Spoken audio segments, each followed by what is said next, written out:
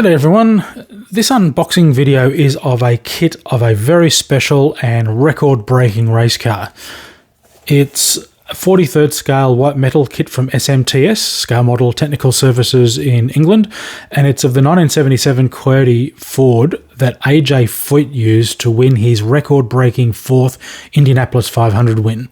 Now, he's not the only person to have done 4 wins in that race now, but at the time he was the first person to do it in 1977, and that's what this model represents. So let's have a look and see what you get inside this. Now, we've got some instructions here. I'm going to be a bit close, I think, to get this on camera. Let's move that out of the way. We've got decal placement. The car is sort of a poppy red, I think they call it. But basically a reddish orange overall, and no real colour scheme on it as such. What do we got here? We've got an exploded view of all the parts and how they're supposed to fit together. A bit of background and a listing of the parts, and also what colours they need to be, gunmetal, silver, etc., which is good. Check them all against the drawing, clean off any casting flash with a modelling knife and needle files, drill out all location holes, so that's sort of standard stuff when you're building a white metal kit anyway. Paint parts prior to assembly using automotive paints in aerosol form. Assembly should follow the numerical sequence of the parts list. We suggest you use a 2-part epoxy or contact adhesive. Decals should be soaked in warm water, slid into place and pressed down firmly with a soft absorbent cloth. Okay, all normal sort of stuff, but putting this together in order of the parts. So part 1's the monocoque and then the oil coolers, Anyway, we'll get a closer look at that when it's time to build. So we're just looking through this today, and I intend to get into this a little bit later on this year, is what the plan is. But there's a few other models ahead of it that need to be finished first. So what have we got in the box? We've got a bag of tyres here. They're rubber tyres, and look quite nicely done, although we've got a big mould seam line on the fronts, so they'll need to be carefully sanded down a little bit to give a treaded, eroded look. Got an axle and a few screws in there as well. This is the big bit. The main casting. Now, this is 1977, no ground effect tunnels or anything, triangular shaped tub and a big flat wide nose on the car, and there is a lot of flash on this that needs to be cleaned up. A lot of porosities too. It's not a particularly smooth casting like you might find with a modern day Tameo. Now, I don't know how old this kit is. I don't know how long it's been in production. I couldn't find release dates or anything like that. I'm hoping to find that out before the build. But yeah, quite a few porosities in that casting. So there's going to be quite a bit of cleanup and preparation work on this, and as well as removing some parts in here because that's not going to sit down to its securing area. Now the cockpit surround, I'm guessing is going to be screwed down rather than being a removable piece, but we'll find out when we get to build it. There's a base plate pre-drilled.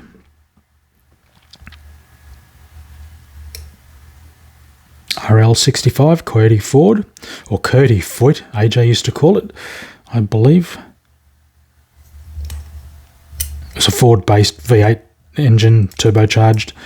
But I'm not sure of the full story, but something Foyt had the rights to it or something and rebranded it as his own, but I'm not sure of that. Someone can correct me in the comments or confirm it, either way. A bag of metal parts here, and just have a look at all the bits.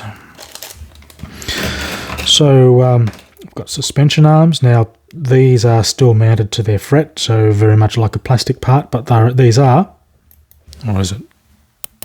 They are metal. So hopefully they come off there without breaking. We've got some wheels. Oh, there's the 4th one. Yep. So rears. Have a look. Rear and the front. So they probably put a bit of wash on that to give it a little bit of depth, but they look quite good. What else have we got here? Turbocharger. So this is the intake and exhaust system that goes onto the engine.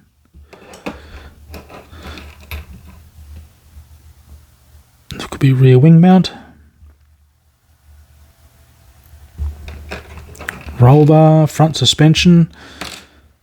So this car had rocker arm front suspension, trailing arm and coilovers on the rear. And even has, I mean, it's a very crude brake disc and caliper, but for 43rd scale, it's pretty good that it's there. And more suspension arms and pieces there. Yep.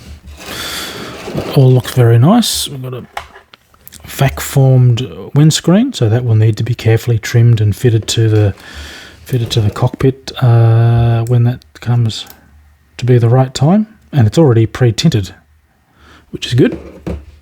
It saves having to spray it with some clear.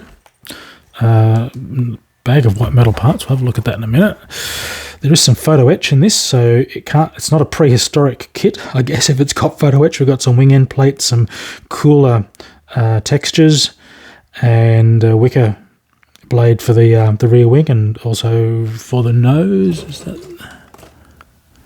about the right size for the nose? Maybe. And some plastic material in there. I'm not sure what that's for. Actually, that was on the instructions here, yeah. 43 Lexan skirts. Okay, clear sheet, so they've got to be cut off that sheet. Yep, alright. So it's not a ground effect car, but they did run some skirting around them to help seal the car down to the ground and get a bit of a crude ground effect happening. Alright, we got some more white metal parts, and these are taped up, so let's have a look in here. Got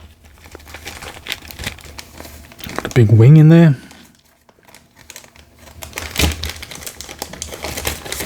Actually, it might be easier just to upend the lot. Alright, so got a cast seat. No seatbelt detail, and I haven't seen any seatbelts, so we might have to craft something up for that, because in 1977 they did have seatbelts. Rear wing, so the photo etch will go on the sides of this. Again, there's going to be cleanup involved to get those to seat down and remove the seam line from the front, give it a nice rounded curve. Main engine block and gearbox sort of cast as one piece with a lot of parts to be attached to it. And is that Ford ORD as opposed to Foyt?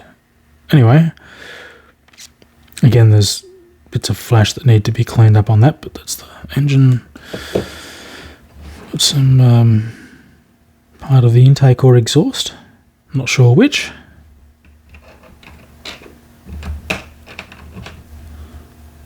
This would be the dash and front bulkhead sort of assembly to go into the monocoque. We've got some springs, be the rear shocks and springs.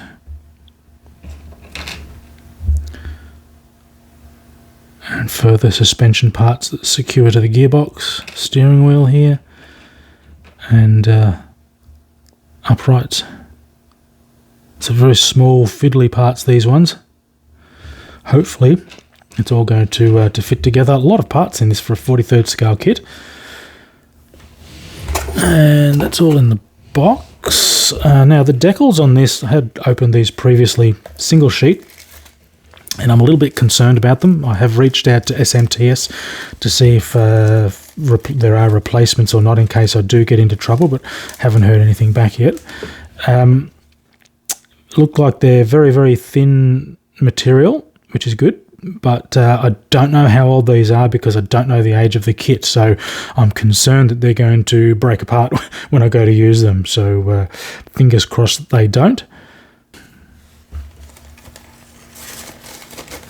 And that is going to be AJ Foyt's 1977 record-breaking 4th win in the Indianapolis 500. Very unique car that him and his dad and engineers built in their own workshops. It's not like today where the teams go and buy cars from racing car manufacturers. This is from back in the day when some of them built their own equipment. And old AJ, who's, I don't know, he's pushing 90 now, got the job done 4 times. I will get into this, I'm hoping, later in the year. Have a look through some previous videos on the channel because there's a lot of builds of all sorts of different types of racing cars of different scales and materials, plus a few diecast reviews as well. If you don't want to miss out on anything in the future, subscribe to the channel, and you can always keep a more timely update on my build progress via the website wixie500.com. But until next time, cheers.